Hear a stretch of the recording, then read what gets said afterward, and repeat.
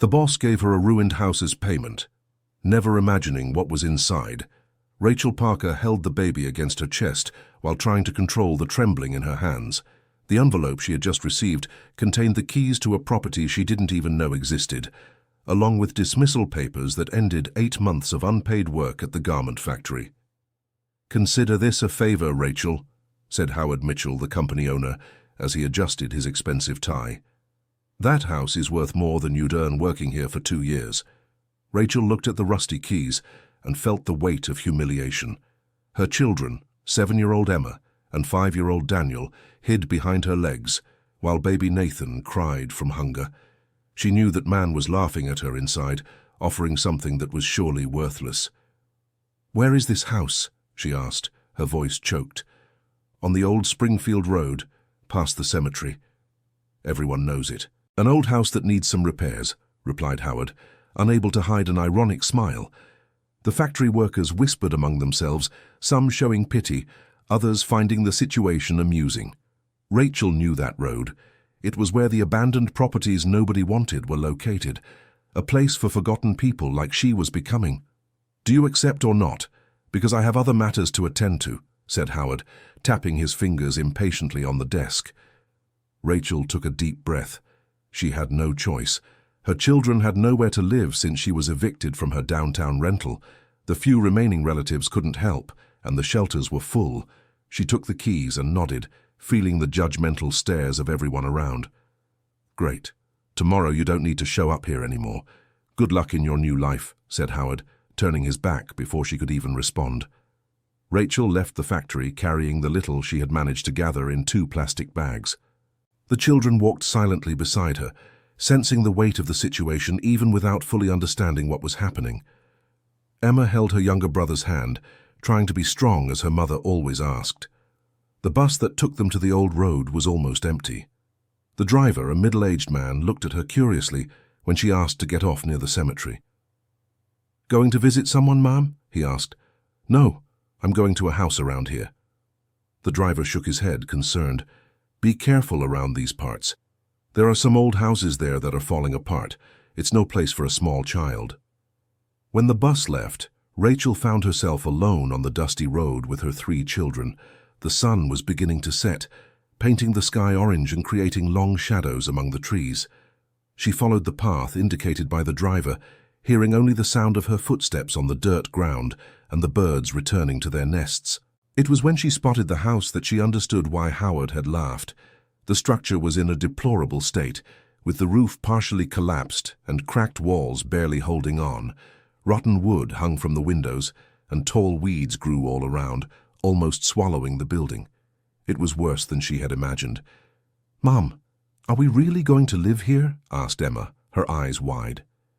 Rachel couldn't answer immediately. She approached the front door, which was ajar, swinging in the wind. She pushed it slowly, and the sound of rusty hinges echoed through the empty interior. There were holes in the ceiling that let the last gleam of daylight filter inside. Dear listener, if you're enjoying the story, please take a moment to like and especially subscribe to the channel. It helps us a lot as we're just starting out, now continuing. The smell of mold and dampness filled the air. Rachel entered carefully, testing each floorboard before stepping. The rooms were spacious, suggesting this had been an important house in times past. Through the holes in the walls, she could see the property extended over considerable land. "At least there's space," she murmured to herself, trying to find something positive in the situation. Emma and Daniel explored the rooms with the typical curiosity of children, while Rachel looked for a safe place where they could spend the night. She found a room in the back that seemed more preserved, with only a few leaks in the ceiling. There she spread the blanket she had brought and settled the children. During the night, she stayed awake listening to the sounds of the house creaking in the wind. Raindrops began to drip through the broken roof tiles, and she had to reposition the children several times to keep them dry. The baby cried intermittently, and she comforted him by whispering lullabies her own mother used to sing. The next morning, when the sun entered through the holes in the ceiling, Rachel could see the real state of the property better. It was even worse than she had perceived in the dark. There was no electricity or running water. The well in the back was sealed with rotten boards, and she didn't know if the water was drinkable. She left the children playing in the only room she considered safe and went out to explore the surroundings. The nearest house was almost 2 kilometers away. When she knocked on the door to introduce herself as the new neighbor, she was received coldly by an elderly woman. "You're the one who got the Mitchell house as payment?" asked the neighbor with a tone of contempt. "Poor you, that house is cursed." "Cursed how?" Rachel wanted to know. "It's not superstition, young lady. It's that no one can live there. The house has no structure, no water, nothing. Mitchell got rid of a problem and still made himself look good." The neighbor, who introduced herself as Mrs. Margaret, said that several people had tried to live on the property over the years, but all gave up quickly. The last family had left there over a decade ago. "Why does Mitchell have the keys to the house?" asked Rachel. "His father bought all these lands a long time ago, when the original family lost money. Since then, they've kept several properties around here. Some they rent, others they just leave abandoned." Rachel returned home with more questions than answers. She sat on what remained of the porch and watched her children playing in the weed-covered yard. Emma had found some colorful stones and was showing them to her younger brother, creating games to distract him from the precarious situation. Determined to make the place habitable, Rachel began cleaning the rooms one by one. She removed debris, swept dry leaves, and tried to plug the smaller holes with pieces of wood she found scattered around the property. It was hard work, done with bare hands and few resources. While cleaning the main bedroom, she noticed that one of the floorboards was loose. When she removed it to check for termites, she discovered a hollow space underneath. Her curiosity was piqued, and she continued removing boards until she found a rusty metal box hidden there. The box was heavy and made noise when shaken. Rachel took it outside and, with the help of a rock, managed to force the rusty lock. Inside were old documents wrapped in plastic, yellowed photographs, and some small objects she couldn't immediately identify. The photographs showed an elegant family posing in front of that same house, but in its original state, with well-kept gardens and an imposing facade. One of the women in the photo caught her attention due to the physical resemblance. She had the same eyes and the same face shape as Rachel. Among the documents, she found birth, marriage, and death certificates of people with surnames she didn't recognize. One name, however, appeared several times: the Parker family. Her own surname. This couldn't be a coincidence. Emma approached, curious about her mother's discovery. "Mom, who are these people in the pictures?" "I don't know yet, honey, but I will find out." That night, while the children slept, Rachel examined each document by the light of a candle she had managed to borrow from Mrs. Margaret. Her reading ability was limited, but she managed to understand that those papers belonged to people who had lived on that property decades ago. One specific detail caught her attention: a 1943 birth certificate for a child named Mary Parker, born on that property. The father's name was illegible, but the mother's was clearly Ruth Parker. Rachel knew that name. Her grandmother was named Ruth, and she always said she was born on a farm in the countryside. The discovery left her unsettled. Her grandmother had died when Rachel was a teenager and had always been very reserved about her own past. She only said she came from a family that had to leave the land where she was born because of trouble with powerful people. The next morning, Rachel decided to investigate further. She left the children with Mrs. Margaret, who, despite her initial coldness, showed compassion for the situation, and took the bus to downtown Springfield to visit the civil registry office. The clerk, a gray-haired lady, initially seemed reluctant to help. When Rachel showed the documents she had found, however, her expression changed completely. "Where did you get these papers?" she asked with evident nervousness. "I found them in the house where I'm living. I think they might have some connection to my family." The clerk examined the documents carefully, checking stamps and signatures. After a few minutes, she got up and went to fetch old books from the archives. When she returned, her expression was even more tense. "These documents are authentic. This property really did belong to the Parker family for several generations, but," she hesitated, "the land was transferred to the Mitchell family in 1945 under circumstances that have always generated talk in town." "What kind of circumstances?" "Officially, it was a sale, But everyone knew the Parker family was practically driven out. There was a pregnant, unmarried girl. It was a scandal at the time. Her father sold everything for a pittance and they vanished from town. Rachel felt her heart race.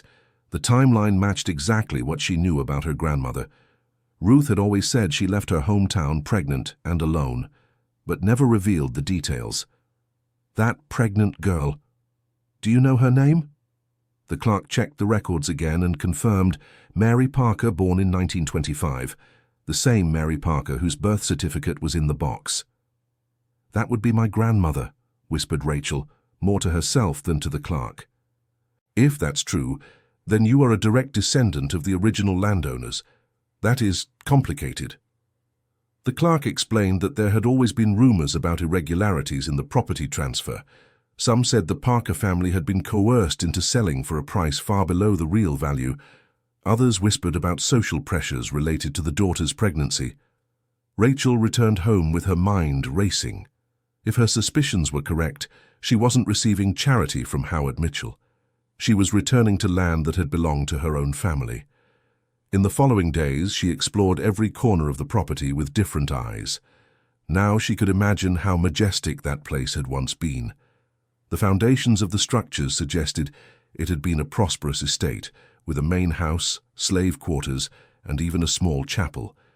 During one of her explorations, she found the remains of a small family cemetery at the back of the property. 3 headstones were still legible, all bearing the surname Parker. One of them belonged to John Parker, born in 1880 and died in 1944. In the records found in the box, he appeared as the family patriarch. John had found a stone different from the others while playing near the old fence. When he showed it to his mother, she saw there were inscriptions carved on the surface. Though worn by time, it was still possible to read, Parker Family Property, 1889. This discovery confirmed her suspicions. That land had belonged to the Parker family for over half a century before being transferred to the Mitchells, and if the transfer had been irregular, as rumors suggested, perhaps there were still legal rights to be claimed. Dear listener, if you're enjoying the story, please take a moment to like and especially subscribe to the channel. It helps us a lot as we're just starting out. Now continuing. The revelation changed Rachel's perspective on her situation.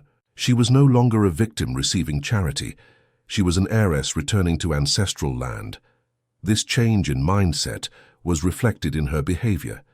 She began to walk the property with more confidence, planning repairs and improvements as if she were truly the owner of the place. The children noticed the transformation in their mother. She still worked hard to make the house habitable, but now she did so with purpose and determination, not with desperation. Emma, always perceptive, asked about the change. "Mom, why are you different?" "What do you mean, sweetie? You seem happier, even with the house all broken." Rachel smiled and hugged her daughter. "It's because I discovered this house has a special history with our family. Maybe we're not here by chance." Determined to get more information, Rachel went back to the center of town, this time to visit the Municipal Historical Archive. The librarian, a young and helpful woman, helped her research old records about the Parker family. In the newspapers from that time, she found a 1945 article about the lightning-fast sale of the prosperous Parker estate. The article mentioned that the property, one of the most productive in the region, had been sold for the family's personal reasons, for a price that experts considered very low.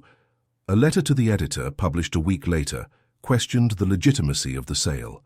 The author, who signed only as a friend of justice, suggested the family had been coerced into selling due to social and economic pressures related to a family scandal. "This is very specific," commented the librarian. "It seems there really was something strange about that sale." Rachel copied all the relevant documents and returned home with a folder full of historical evidence. That night she organized everything chronologically, trying to piece together a puzzle that spanned decades. The story that emerged from the documents was clear. Her grandmother, Mary Parker, had become pregnant while unmarried in 1944. In the conservative society of the time, this represented a dishonor for the entire family. Mary's father, pressured by the community and possibly by economic interests, sold the property and expelled his own daughter. Mary had left the estate pregnant and alone, settling in another town where no one knew her story. There, she raised her daughter, Rachel's mother, and never spoke of her past again. The silence had been her protection mechanism, but it had also deprived the following generations of knowing their rights. 3 days after her research at the archive, Rachel received an unexpected visit. Howard Mitchell appeared at the property accompanied by his eldest son, Richard. They arrived in a luxury pickup truck that contrasted brutally with the state of the house. "I came to see how you're settling in," said Howard, looking around with an expression somewhere between amused and concerned. "We're fine, thank you," replied Rachel, trying to keep her voice steady. Richard was walking around the property, taking notes in a small notebook. Rachel noticed he paid a lot of attention to the property boundaries and the structures still standing. "You know, Rachel, I have a proposal for you," said Howard. "Talking with my son here, we thought you might be interested in selling this property. We offer a fair price, enough for you to rent a decent house in the city and still have some money left over." "It's not for sale," replied Rachel, surprising herself with the firmness of her answer. Howard and Richard exchanged glances. They clearly didn't expect such a direct refusal. "Look, Rachel, be reasonable. This house is falling apart. You have 3 small children. It's neither safe nor practical to stay here." "Let's give her time to think, Dad," interrupted Richard, putting his hand on Howard's arm. "It's an important decision." Rachel noticed something in Richard's tone of voice. There was urgency, almost anxiety. Why would they be so interested in a property they considered worthless? After the Mitchells left, she decided to explore the grounds more deeply. If there was something there that sparked their interest, she needed to find out what. At the back of the property, she found signs of old excavations, as if someone had already searched for something buried. Emma, who was accompanying her in the exploration, stumbled upon something half-buried. When Rachel dug at the spot, she found pieces of ancient pottery and metal fragments. They looked like remains of structures much older than the main house. "Mom, there are more stones with drawings here," shouted Daniel, playing near what remained of the old chapel. Rachel approached and saw that the boy had discovered a set of stones with carvings that seemed to form a pattern. Carefully cleaning away the dirt, she revealed what appeared to be the base of an ancient altar or monument. This discovery intrigued her even more. That property had layers of history that went far beyond the Parker estate. Perhaps there was something of historical or archaeological value there that the Mitchells knew about, and she didn't. The following night, Mrs. Margaret appeared at the door with a pot of soup and a worried expression. "Dear, I heard that the Mitchell man came here to make you an offer." "He did, but I didn't accept." "You were smart. That man does nothing out of kindness. If he wants to buy this land, it's because there's something here worth having." Mrs. Margaret told her she had grown up in the region and remembered stories about the property. According to the elders, it had been a sacred site for indigenous peoples even before the Parkers arrived. Some people still believed there were treasures buried in the area. "Of course, that might just be a legend," she said. "But what's certain is that this land has always sparked interest. It's just that no one could ever touch it because the Parkers were a respected family, and later the Mitchells left everything abandoned." The next morning, Rachel decided to investigate the oldest property records. In the State Archive, she discovered that the land had been granted to the Parker family in 1889 as a reward for services rendered to the imperial government. The grant included mineral and archaeological rights over the entire extent of the property. This detail was crucial. If she could prove her lineage, she would inherit not only the land, but also any wealth that might be buried there. That would explain the Mitchells' sudden interest in buying a property they themselves considered worthless. Determined to strengthen her legal case, Rachel sought out an attorney in the city. Attorney Vincent, a middle-aged man with a modest office, initially expressed skepticism about her story. "Look, Mrs. Rachel, property restitution cases are very complicated, especially when so much time has passed." When she showed all the documents she had gathered, however, the lawyer's demeanor changed completely. "This is very solid," he said, examining the certificates and old photos. "If we can definitively prove your lineage, you have a strong case." Attorney Vincent explained they would need more genealogical evidence. He suggested she look for baptism and marriage records in local churches, as well as any possible living relatives who could testify about the family history. The search for relatives led Rachel to a surprising discovery. In the archive of the town's oldest church, she found baptism records for her grandmother, Mary Parker. The document mentioned godparents with surnames she recognized from her earlier research. One of these godparents, she discovered, still had living descendants in the area. Following this lead, she reached Mrs. Victoria, an 82-year-old lady living in a nursing home in the neighboring town.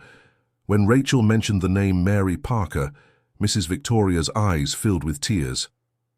"Mary was my dear cousin," she said. "What an injustice they did to that girl, throwing her out while pregnant, selling the family land. It was a disgrace for the whole town." Mrs. Victoria shared details that were not in any official document. Mary had been seduced by the son of a powerful local family, who later refused to acknowledge paternity. To avoid a bigger scandal, the two families conspired to remove Mary from town. Her father, your great-grandfather, was a good but cowardly man. He preferred to sacrifice his daughter rather than face social pressures. He sold the estate for a pittance and sent Mary away in the middle of the night, as if she were a criminal. "And who was the child's father?" asked Rachel. Mrs. Victoria hesitated before answering. "It was Richard Mitchell, father of the current factory owner. That's why this story was never spoken of openly. The Mitchells have always had power in the region." The revelation left Rachel stunned. This meant that Howard Mitchell was, in fact, her mother's half-brother. They were family, and he had no idea. The land he had given to her as a humiliation was, ironically, part of her legitimate inheritance. This information completely changed the legal context of the case. It was no longer just about a property sold irregularly, but about a family inheritance that had been obtained through coercion and social injustice. When Rachel returned home that afternoon, she found Richard Mitchell waiting on the porch. He was alone this time, without the arrogant posture he had shown during his previous visit. "Mrs. Rachel, we need to talk," he said seriously. "About what?" "About this property. About what you've been discovering. About what my father doesn't know I know." Richard revealed that he had grown up hearing rumors about the irregular origin of part of the family's lands. When he became an adult and took on responsibilities in the business, he decided to investigate on his own. "I know my grandfather did wrong things to get this land. I know about the girl who was expelled while pregnant, and I suspect you are her descendant." "Why are you telling me this?" "Because my father is planning something. He knows you've been doing research in town. He's worried you might discover something damaging. He's thinking of ways to resolve the situation." Rachel felt a chill of fear. "What kind of ways?" "He has contacts at City Hall, the registry office, in various places. He can make your life difficult in many ways. He could have you lose custody of the children by claiming this house is inadequate. He could invent debts, legal problems." Richard suggested an agreement. He would help Rachel prove her rights to the property, and in return she would allow the Mitchell family to keep the other lands that had been acquired at the same time. "I don't want to fight with you," said Rachel. "I just want what is rightfully mine." "Then we have a deal, but it needs to be discreet. My father cannot know I'm helping you." In the following days, Richard provided Rachel with internal family documents that proved the irregular way the property had been acquired. Old letters revealed that Richard's grandfather had used political influence and social pressure to force the sale. With this additional evidence, Attorney Vincent was able to build a solid legal case. The combination of historical documents, testimonies, and evidence of coercion created a convincing picture that the property should be returned to the rightful heirs.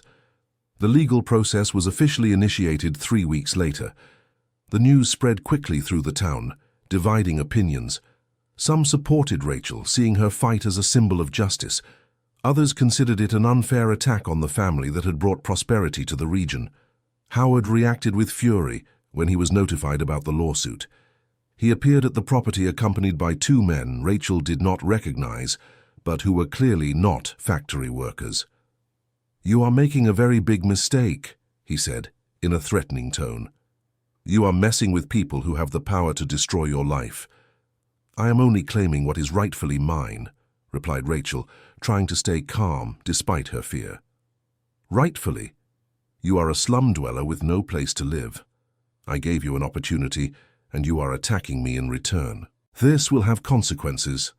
The men accompanying Howard said nothing, but their presence was intimidating. After they left, Rachel locked herself in the house with the children, genuinely worried for their safety. The following night, the house was vandalized. Someone broke the few windows that were still intact and painted swear words on the outside walls. In the backyard, they found trash scattered and signs that someone had tried to break into the property. Mrs. Margaret appeared the next morning, outraged by what she had seen. This is cowardice, intimidating a woman alone with small children. She revealed that other neighbors were also indignant and willing to help. They organized an informal watch system, where there was always someone keeping an eye on the property at night. The community's support strengthened Rachel's determination. She realized her fight had become a symbol of something bigger than herself. It represented the possibility that ordinary people could stand up to the powerful and win. Attorney Vincent suggested she give an interview to the local newspaper to gain public opinion support. The article, published under the headline, "A Mother's Fight for Justice," sparked sympathy throughout the region. Readers sent letters of support, donations of clothes and food for the children, and even offers to help repair the house. Rachel found herself at the center of a movement that went far beyond her personal situation. The pressure of public opinion began to affect Howard's business. Factory workers openly commented on the case, some threatening to look for work elsewhere if he continued to pursue Rachel. Richard grew even closer to Rachel during this period, providing information about his father's strategies and warning of possible problems. She began to trust him, seeing him as a genuine ally in her fight. "Why are you helping me?" she asked during one of their meetings. "Because I grew up knowing my family kept dirty secrets. I was always ashamed of it. Helping you is a way of trying to correct the mistakes of the past." His response sounded sincere, and Rachel felt grateful to have someone within the Mitchell family willing to do the right thing. The trial was scheduled for 2 months later. During this period, Rachel worked tirelessly to restore the house and make it livable. With the donations she received and the help of volunteer neighbors, she managed to patch the holes in the roof, restore some windows, and even install a basic water system. The children actively participated in the restoration, each contributing according to their age.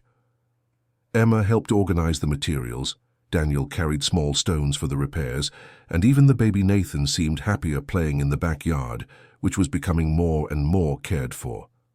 The transformation of the house symbolized Rachel's own transformation. She was no longer the desperate woman who had humiliatingly accepted the rusty keys.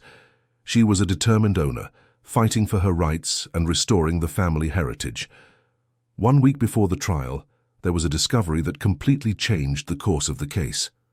During excavations to install a septic tank, the workers found a stone structure buried in the backyard.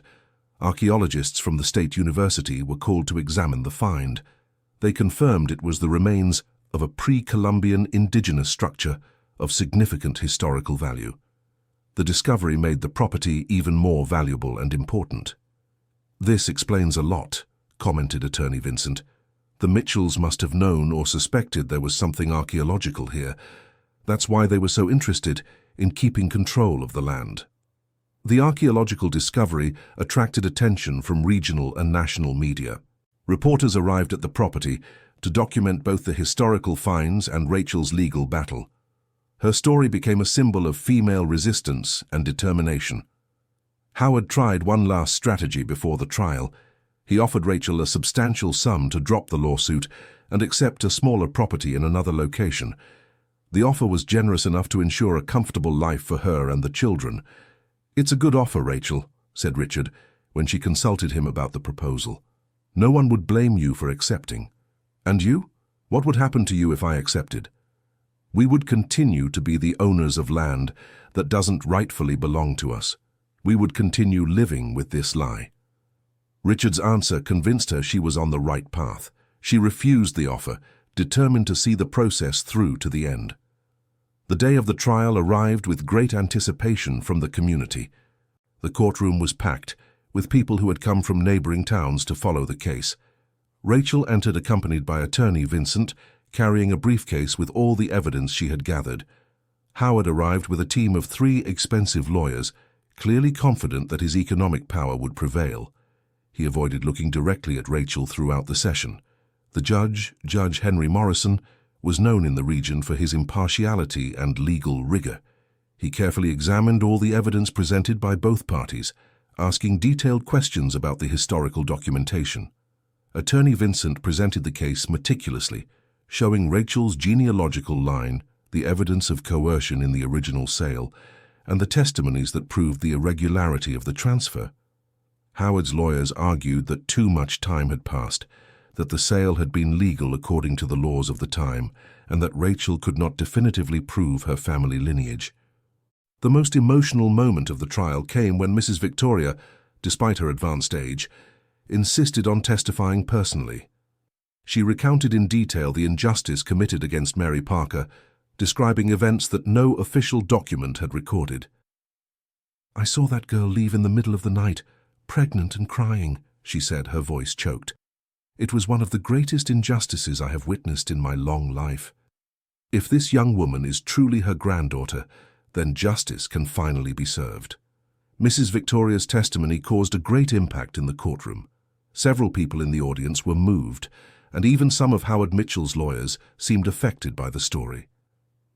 Dear listener, if you are enjoying the story, please take a moment to like and especially subscribe to the channel. It helps us a lot as we are just starting out. Now, continuing. During the recess, Richard approached Rachel in the courthouse corridors. "Regardless of the outcome, you have already won," he said. "You brought the truth to light after decades of being buried. And you? How is your father reacting to your help? He still doesn't know it was me who provided the internal documents, but when he finds out, well, we will have serious family problems ahead." Richard's courage in risking his family relationship for the truth deeply touched Rachel. She realized that this fight had united unexpected people around justice. When the session resumed, the judge announced he needed time to examine all the evidence presented. The verdict would be delivered the following week, giving him time to consult experts in property law and genealogy. The wait was agonizing. Rachel returned to the estate and continued the restoration work, trying to keep herself busy. The children felt the tension in the air, but Emma, always mature for her age, tried to keep the spirits of her younger siblings up. During that week, neighbors and supporters constantly visited the estate, offering words of encouragement and practical help. The old ruined house had become a symbol of hope for the entire community. Mrs. Margaret brought news that employees at Howard Mitchell's factory were talking about possible mass layoffs if he lost the lawsuit. The stress was affecting his business, and he would have to make difficult decisions about the company's future. "Perhaps it's time for him to learn that actions have consequences," she commented, showing no sympathy for the businessman. On the eve of the verdict, Rachel had trouble sleeping. She walked through the restored house, observing every room that had been recovered with so much effort. Regardless of the legal outcome, she had managed to turn that place into a true home for her children. The morning of the verdict dawned rainy, creating a solemn and dramatic atmosphere. The courtroom was even more crowded than on the day of the trial, with people who had arrived in the early hours to secure a seat. Judge Henry Morrison entered the room with a serious expression. He began by reading a summary of the case and the evidence presented, keeping everyone in suspense about his final decision. "This case has involved complex issues of property law, genealogy, and historical justice," he said. "After carefully examining all the evidence, consulting experts, and considering applicable legal precedents, I have reached a decision." The silence in the courtroom was absolute. Rachel held Emma's hands and felt her heart beating so loudly she thought everyone could hear it. "I find it proven beyond a reasonable doubt that the claimant Rachel Parker Davis is a direct descendant of the Parker family, the original owners of the property in question. I also find it proven that the transfer of the property in 1945 occurred under coercion and irregular circumstances that violated basic principles of justice." Murmurs of emotion echoed through the room. Howard remained impassive, but his lawyers exchanged worried glances. "Therefore, I order the restitution of the property known as the Old Parker Estate to its rightful heir, Rachel Parker Davis, known as Rachel. Furthermore, I order the payment of compensation for profits irregularly obtained from the use of the land during the period of illegal possession. The explosion of joy in the courtroom was immediate. People shouted, applauded, and cried with emotion. Rachel found herself embraced by dozens of people who had followed her struggle.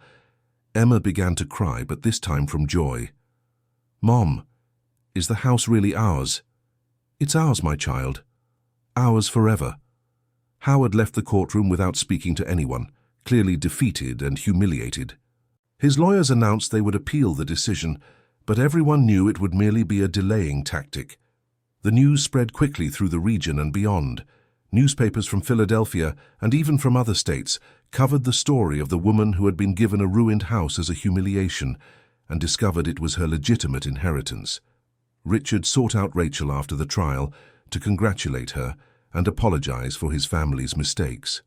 "My father will have to accept the decision, whether he wants to or not," he said. "And I think our family relationship will never be the same again." "I'm sorry you have to go through this," replied Rachel sincerely. "Don't be. For the first time in my life, I can look in the mirror without feeling ashamed of my family. That is priceless." The following months were a total transformation in the lives of Rachel and the children.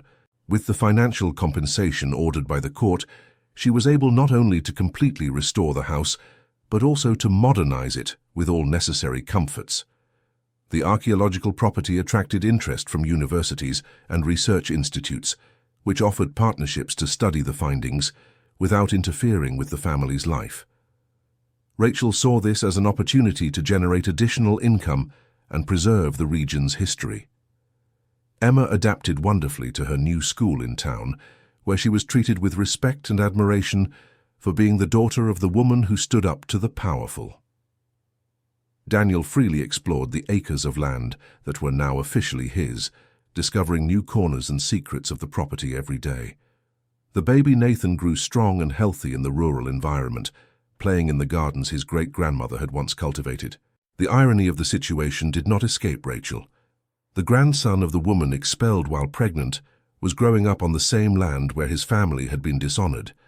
Howard was forced to sell the factory to pay the compensations ordered by the court. The company was purchased by a group of investors who kept all the jobs and improved working conditions.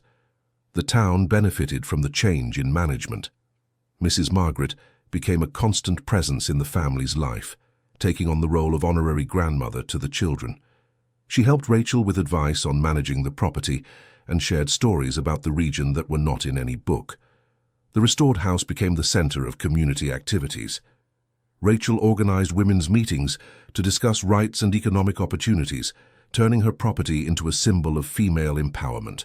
1 year after the verdict, a plaque was installed at the property's entrance. Parker Estate, Restored Family Historical Heritage. The plaque symbolized not only Rachel's legal victory, but the correction of a historical injustice that had affected generations. Emma, now 8 years old, liked to tell visitors the story of how her mother had discovered they were the true owners of the house. She was proud of her mother's courage and dreamed of one day studying law to help other people in similar situations. Daniel had become a little expert in archaeology, helping the researchers who visited the property and learning about the ancient civilizations that inhabited those lands. His interest in the region's history grew with each discovery. Nathan, now almost 2 years old, was taking his first steps through the same rooms where his great-grandmother had been born. The generational continuity had been restored, and the property was once again home to a Parker family after decades of abandonment. Richard stayed in touch with Rachel, occasionally helping with legal and administrative matters. He had definitively broken ties with his father after the trial, but found peace in his decision to do the right thing. He started a new business, focused on ethical practices and social responsibility. Rachel's story inspired other people in the region to research their own family origins and question historical injustices. Other cases of irregularly transferred properties were discovered, creating a restitution movement that spread to several cities. Rachel's success also attracted attention from organizations fighting for the rights of women and low-income families. She was invited to give lectures where she told her story and encouraged others to fight for their rights. "I wasn't special," she would say in her talks. "I was just a desperate mother who had no choice but to accept humiliation. But when I discovered the truth about my family, I understood I had the right to fight. And you do too." Her words resonated especially with women facing vulnerable situations. Many sought legal help after hearing her testimony, discovering they had more rights than they imagined. The archaeological site continued to reveal surprises. Careful excavations revealed that it had been a meeting area for different indigenous groups, where rituals and trade were conducted. The discovery further increased the historical value of the land.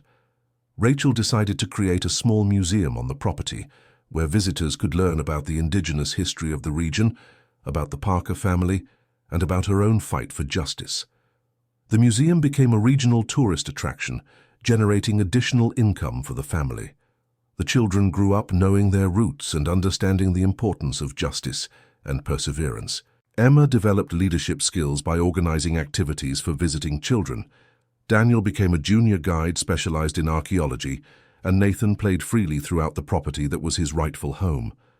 Mrs. Victoria, despite her advanced age, visited the restored property months after the trial. It was an emotional moment when she recognized details of the house she remembered from Mary Parker's youth. "Your grandmother would be so proud," she told Rachel, her eyes filled with tears. "The injustice has finally been corrected." Mrs. Victoria's visit closed an important emotional cycle. Rachel felt she had fulfilled not only a legal right, but a moral duty to her grandmother and all the women who had suffered similar injustices in the past. 3 years after receiving the rusty keys as a form of humiliation, Rachel owned a thriving property, officially recognized as a historical and archaeological heritage site. Her family lived with dignity and comfort on the land their ancestors had cultivated. The transformation was not just physical or financial, but deeply emotional and spiritual. Rachel had discovered not only her material inheritance, but her inner strength and her ability to confront injustices. It was a lesson she would pass on to her children and to all the people who crossed her path. Howard's old factory, under new management, established a partnership with Rachel for social responsibility programs. Employees visited the property for educational activities, learning about local history and labor rights. The irony was delicious. The company that had exploited Rachel was now paying to use her property as an example of social justice. During the quiet evenings on the porch of the restored house, Rachel often reflected on the incredible journey she had lived. From a humiliated woman who accepted a ruined house, she had become a respected property owner, social activist, and symbol of female determination. The stars shining over the estate were the same ones that had illuminated her grandmother Mary during the terrible night she was expelled pregnant and dishonored. But now they illuminated a new era of justice and dignity for the Parker family. Emma would approach her mother during these nightly reflections, intuitively understanding the importance of those moments. "Mom, do you still think about the day we got the keys?" "I do, honey. And I think about how sometimes what seems like the worst thing that can happen is actually the beginning of something wonderful." "Weren't you angry at the man who humiliated you?" Rachel thought carefully before answering. "For a while, I was. But then I understood that anger would only hurt me. He gave me, without knowing it, the path back home. In a strange way, I even need to thank him." These conversations with Emma were precious to Rachel. Through them, she passed on not just the facts of her history, but the values of forgiveness, persistence, and justice she wanted to see in future generations.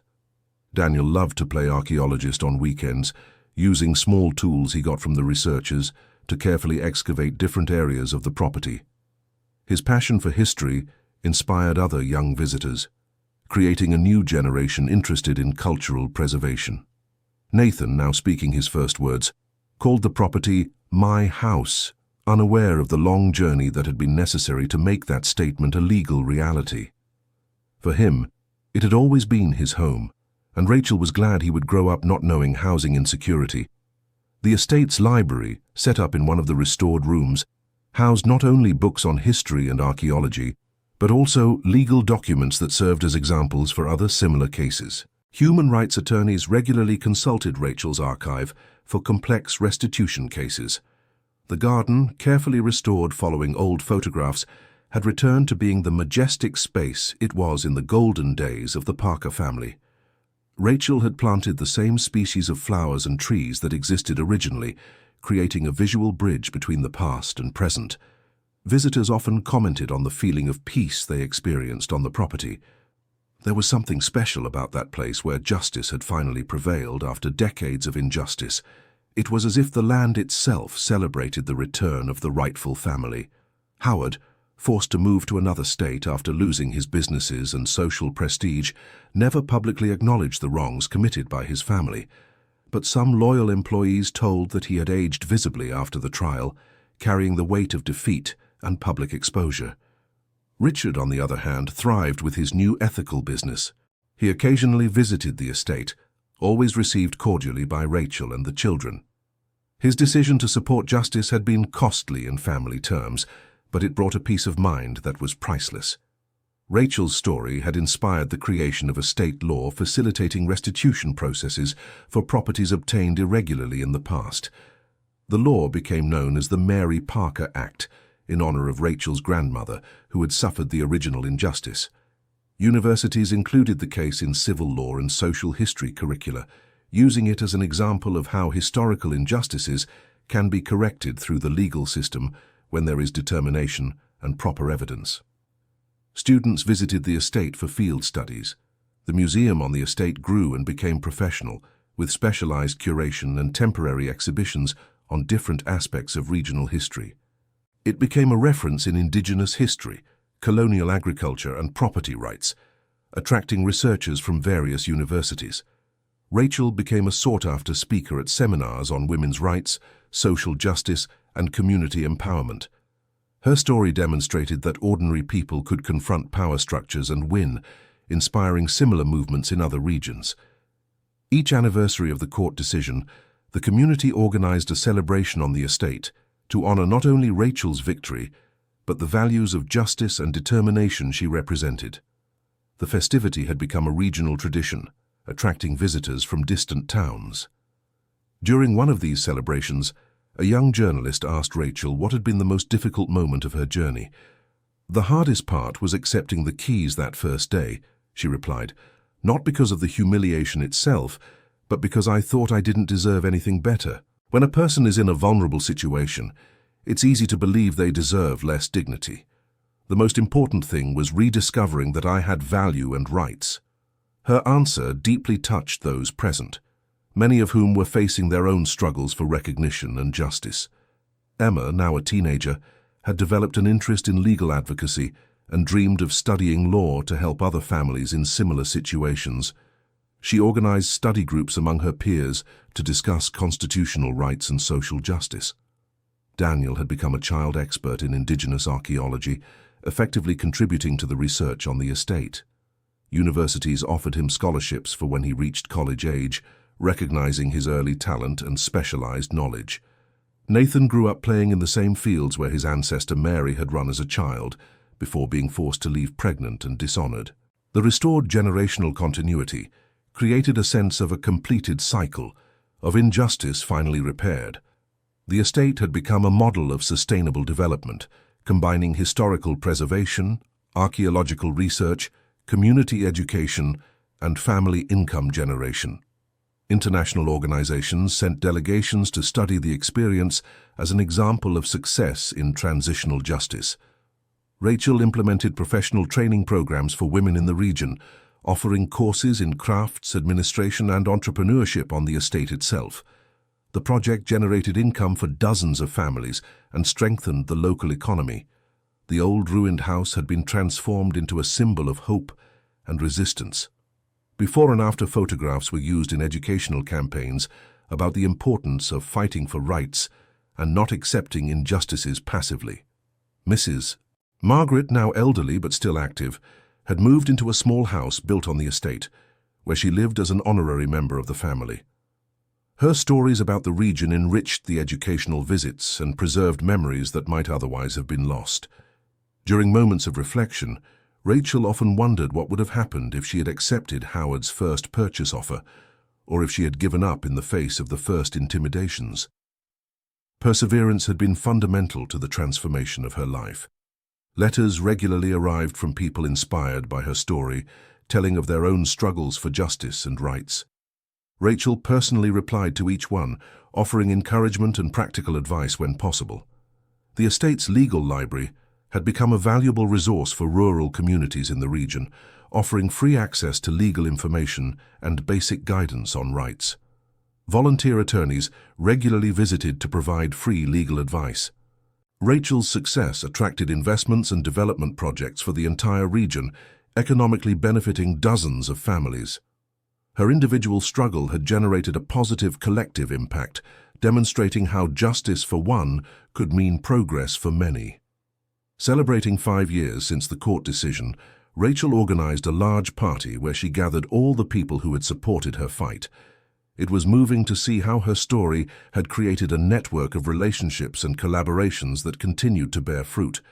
During her speech at the party, she especially thanked Richard for the courage to do the right thing, despite the personal costs, Attorney Vincent for his legal competence, Mrs. Victoria for her crucial testimony, and the entire community for their unconditional support.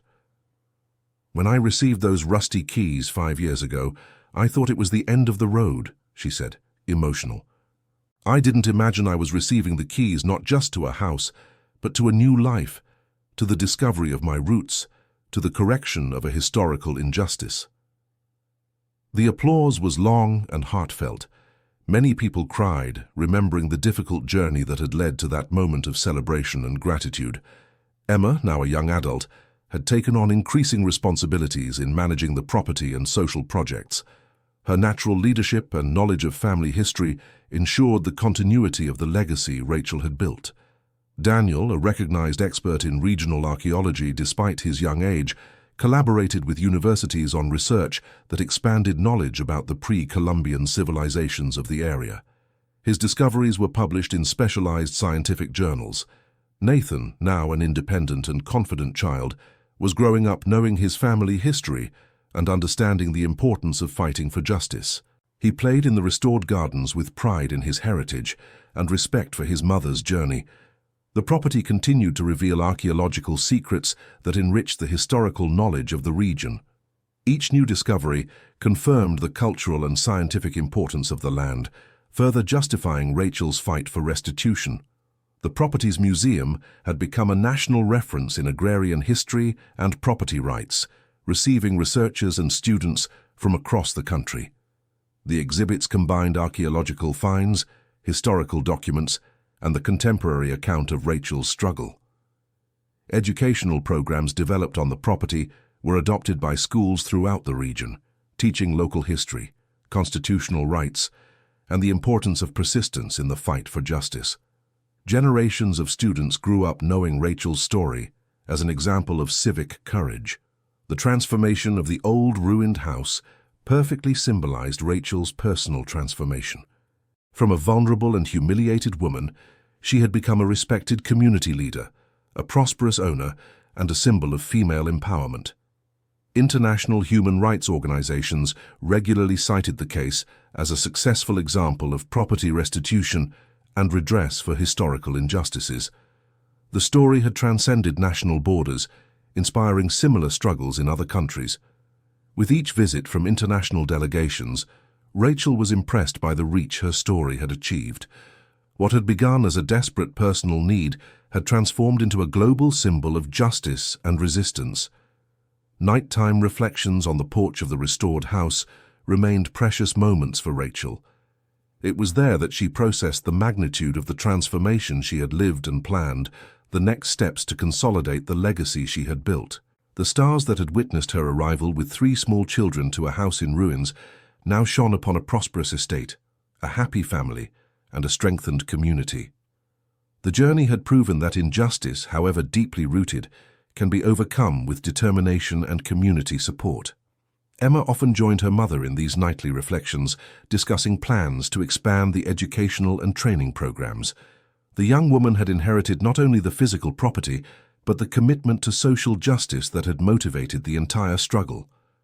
"Do you think Grandma Mary would be proud of what we've built?" Emma asked during one of these conversations. Rachel looked at the moonlit gardens, imagining her grandmother as a young girl playing in those same spaces before being forced to leave. "I think she would be amazed, not just by the restored house, but by knowing the injustice was corrected and that future generations grow up knowing their history and their rights." This generational connection between past, present, and future gave profound meaning to the entire struggle.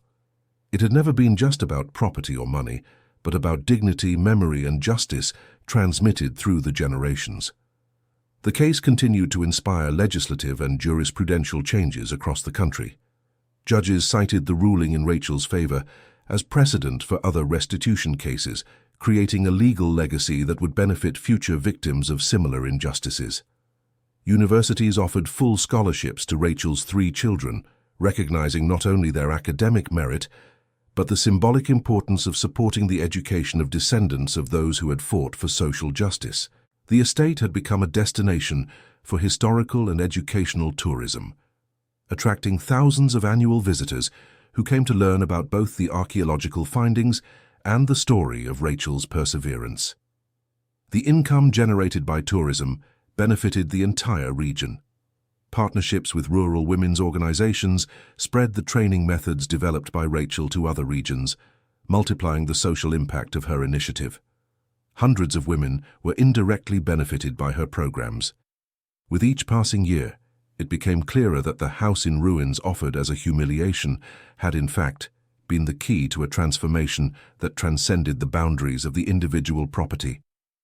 It had become a symbol of hope for all who face structural injustices. Rachel frequently received invitations to speak at prestigious universities, where she told her story to students of law, sociology, and history.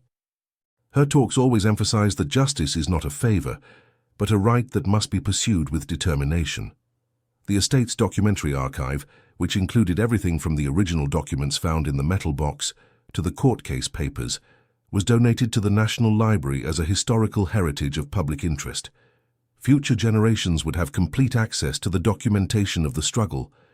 International exchange programs brought students from other countries to study in situ how historical injustices can be corrected through legal and social mobilization. The estate had become a living laboratory for transitional justice. Emma defended her law thesis on property restitution and historical reparation, using her own family as a case study. The work was published and became an academic reference, perpetuating the intellectual legacy of her mother's struggle.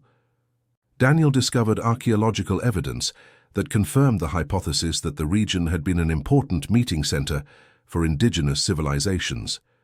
His findings were fundamental to the area's recognition as a nationally important archaeological site.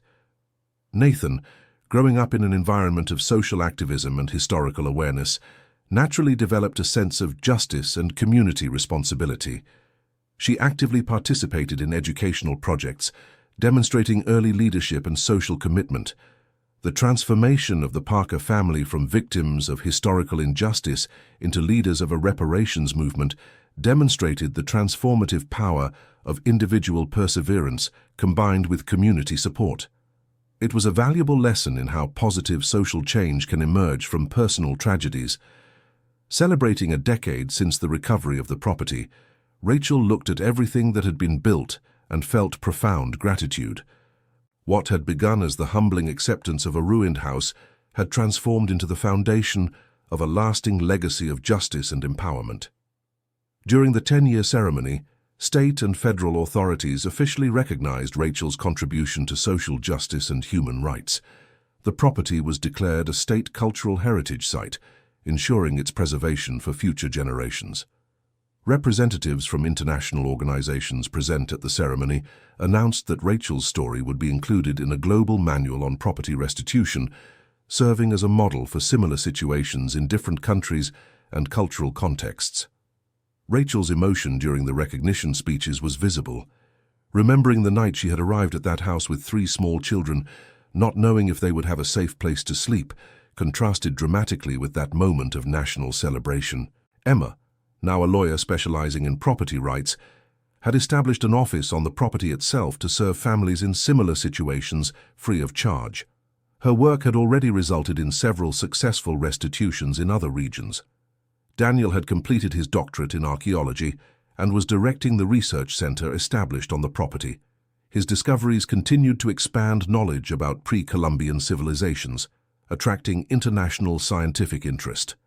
Nathan, a conscious and engaged teenager, was leading a civic education program for young people in the region, imparting values of justice and democratic participation that he had learned growing up in an environment of constructive social activism. The property's legal library had become the most complete in the region on property law and human rights, offering free resources for lawyers and students. Its digitization made the collection accessible nationwide via the internet.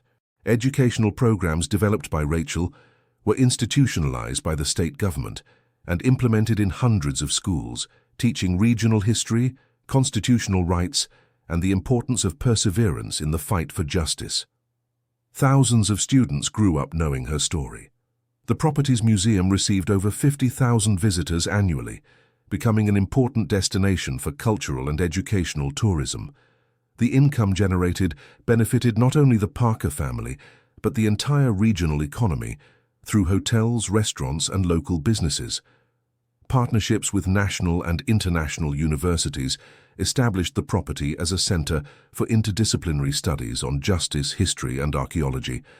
Resident researchers developed projects that continuously enriched knowledge about the region.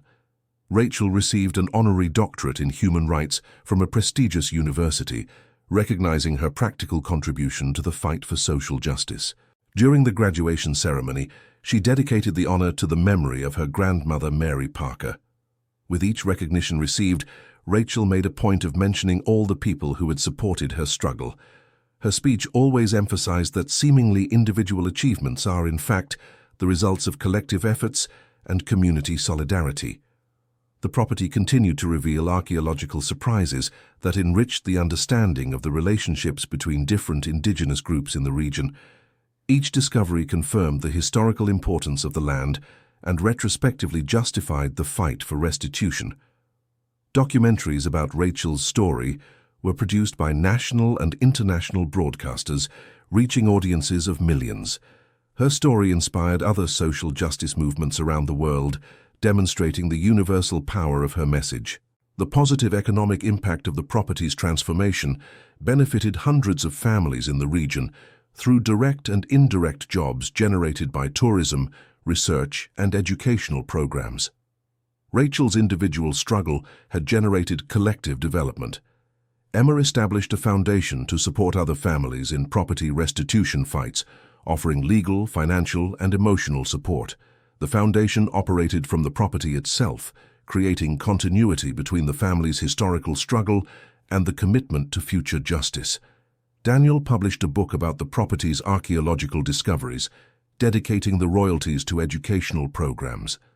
The book became an academic and popular reference, spreading knowledge about the region's historical richness. Nathan organized an annual gathering of young activists at the property, creating a space for discussing social justice and exchanging experiences among movements from different regions. The event had become a national reference in youth civic education. The house that Howard had offered as humiliation had transformed into a center radiating hope, knowledge, and justice. The irony was perfect. The attempt to degrade Rachel had resulted in the creation of a legacy that honored her family and benefited society as a whole. During moments of contemplation, Rachel often thought about how a single decision, accepting those rusty keys, had triggered transformations that impacted not only her family, but an entire region and eventually people around the world. The Parker family genealogy was meticulously reconstructed through historical research, revealing a lineage of hard-working and upright people who had positively contributed to building the region before being unjustly expelled from their lands. Traveling exhibitions about the Parker family history and the importance of property restitution toured universities and cultural centers, spreading the message that justice, even if delayed, is possible when there is determination and proper support.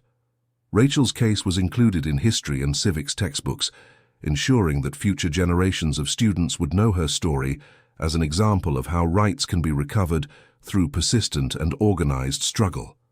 Rachel's personal transformation from a vulnerable woman to a community leader inspired women's empowerment programs across the country.